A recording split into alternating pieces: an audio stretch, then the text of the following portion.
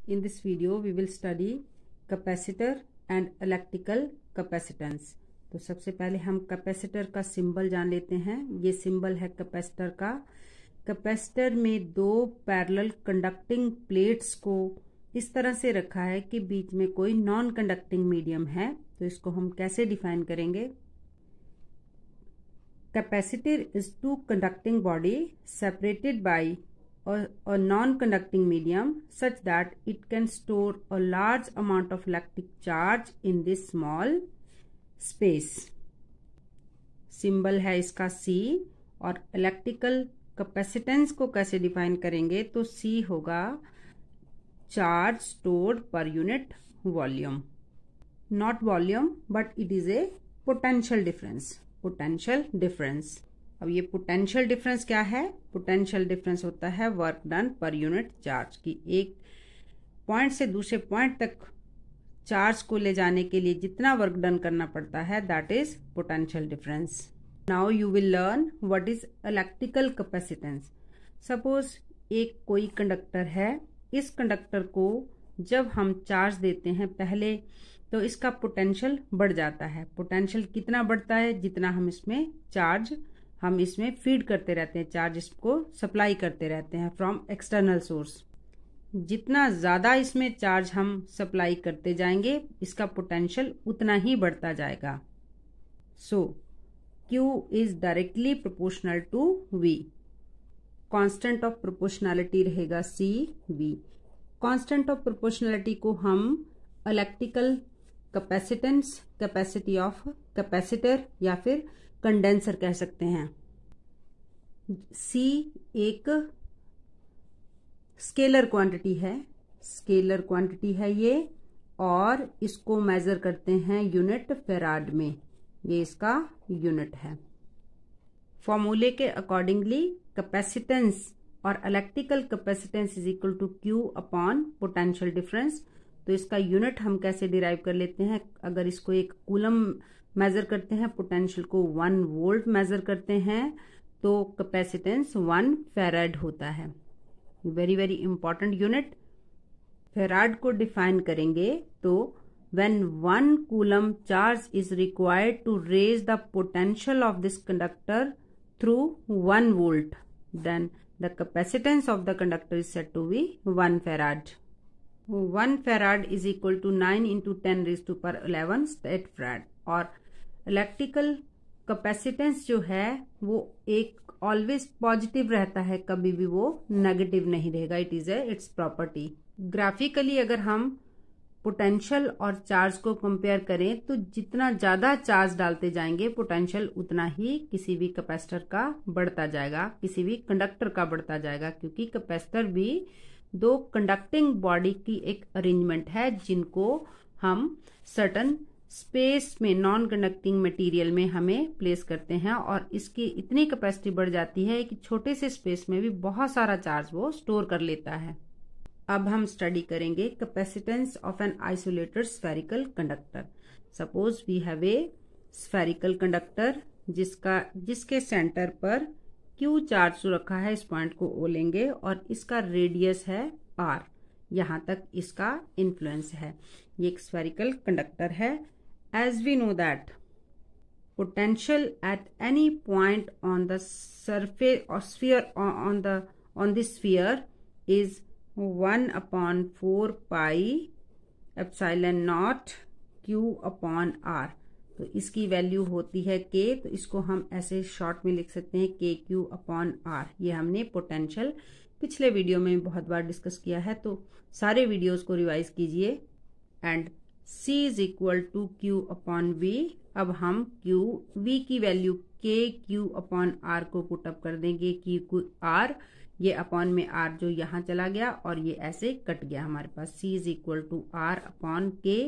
K की value क्या होती है? 1 अपॉन 4 पाई एप्सिलॉन नॉट, और ये यहाँ मल्टीप्लाई हो जाता है, तो हमारे पास आ जाता है 4 पाई एप्सिलॉन नॉट R। तो हमारे पास फॉर्मूला बना C is equal to 4 pi epsilon not और R। Epsilon not permittivity of the space है और R है radius of the sphere. It means की electrical capacitance of isolated body charge which is in a spherical shape is directly proportional to the radius of the sphere. तो तभी जो अर्थ है उसका radius बहुत बड़ा है, इसीलिए earth is a huge capacitor. Earth के अंदर कितना भी ज्यादा चार्ज समा सकता है, उसके अंदर एब्जॉर्ब हो सकता है. अर्थ की कैपेसिटेंस को हम इस फॉर्मूले से फाइंड आउट कर सकते हैं. C is equal to 4 pi epsilon naught R. जैसे कि हमें पता है कि 1/4 पाई एप्सिलॉन नॉट की वैल्यू जो होती है 9 × 10⁻⁻9. तो अगर हम इसको 1/9 × 10⁻9 और earth radius of earth 6.4 10⁻6 metre के इक्वल होती है. जब इसको सॉल्व करते हैं तो 711 माइक्रो फेराड इसकी वैल्यू आती है. Capacitors are of various shape, spherical, parallel plate capacitor, cylindrical capacitor. तो हम इन्हें 1 बाय 1 डिस्कस करेंगे. अब पैरेलल प्लेट कैपेसिटर में की अरेंजमेंट इस तरह से होती है. दो पैरेलल प्लेट्स, एक पर पॉजिटिव चार्ज होता है, एक पर नेगेटिव चार्ज होता है. दोनों के बीच एक नॉन कंडक्टिंग मीडियम होता है. पॉजिटिव चार्ज प्लेट की surface charge density plus sigma और इसकी surface charge density minus sigma. As we know that charge surface charge density होती है चार्ज पर यूनिट एरिया. अब हम इस डायग्राम से समझेंगे कि पैरेलल प्लेट कैपेसिटर का प्रिंसिपल क्या है. अब हमने दो प्लेट्स ए और बी ली जिनका साइज और जिनकी सरफेस एरिया सेम है. एक पर हमने एक को फुल्ली पॉजिटिवली चार्ज कर दिया और एक अनचार्ज है और इसको हमने अर्थ से कनेक्ट किया. हम क्या देखते हैं, इसकी हमारी ऑब्जर्वेशन से हमें ये पता चलता है कि इसकी प्लेट बी के नियर बाय एंड पे नेगेटिव चार्ज डेवलप हो जाता है, क्योंकि इस प्लेट जो है वो एक कंडक्टिंग प्लेट है. तो अंदर के जो इलेक्ट्रॉन है इस पॉजिटिव चार्ज की तरफ को अट्रैक्ट हो जाते हैं. तो सेकंड डायग्राम में हम देखेंगे इस तरह से नियर बाय एंड पे नेगेटिव चार्ज आ जाएगा. फिर हम यहाँ पे अर्थ के साथ इसका कनेक्शन कर देंगे. तो तब हम देखेंगे कि दोनों प्लेट्स में यहाँ पर पॉजिटिव चार्ज रहता है और यहाँ का जो नेगेटिव चार्ज है, इस प्लेट का जो नेगेटिव चार्ज यहाँ पे रिजाइड करेगा और जितना भी पॉजिटिव चार्ज था ये इस प्लेट का, प्लेट बी का, वो सारा अर्थ में चला जाएगा. इसी तरह से हम प्लेट ए में पॉजिटिव चार्ज डालते जाएंगे और यहाँ नेगेटिव चार्ज डेवलप हो जाता है. तो इस तरह से ये जो एक arrangement of two parallel plates बनती है इसे हम कैपेसिटर कहेंगे. और ये एक छोटे से स्पेस में बहुत सारी एनर्जी को स्टोर करके रख लेता है. और कैपेसिटर जो एनर्जी स्टोर करता है अपने में in the form of electric field. Now we will study capacitance of a parallel plate capacitor. So we have a two plates which are placed nearby.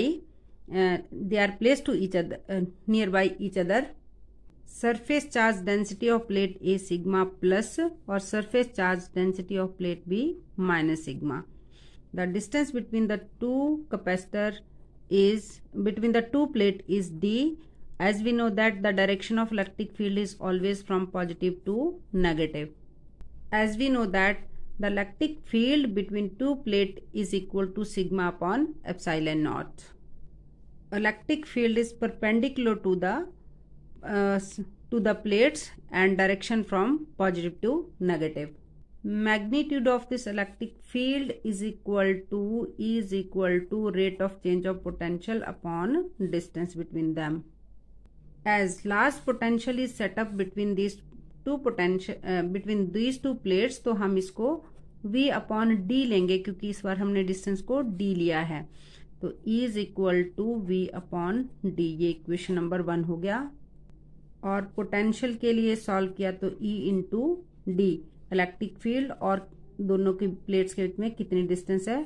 But electric field हमें पता है दो plates के बीच में इतना होता है, तो इसकी वैल्यू हम sigma upon epsilon not a से पुट अप करते हैं.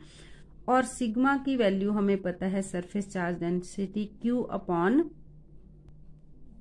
ए होती है. और यहाँ पे अब हम सिग्मा की वैल्यू पुटअप कर देंगे Q D upon A epsilon not.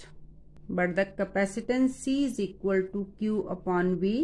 V की वैल्यू अब यहाँ पे पुटअप करेंगे हम Q D upon A epsilon naught था और ये ऊपर जाके मल्टीप्लाई हो गया. देन Q से Q कट गया, C is equal to epsilon A upon D। तो इस फॉर्मूले की हेल्प से हम याद रखेंगे कि capacitance surface area of plate और between the distance between them किस तरह से रिलेट करते हैं। तो capacitance directly proportional to area of the surface area of the plate, means कि जितनी ज़्यादा प्लेट्स ब्रॉड होंगी उतनी कैपेसिटेंस कैपेसिटर की ज़्यादा होगी। And inversely proportional to the distance between them, means कि जितनी ये फार अपार्ट होंगी, जितनी दूर दूर होंगी, उतनी कैपेसिटेंस इसकी कम होगी।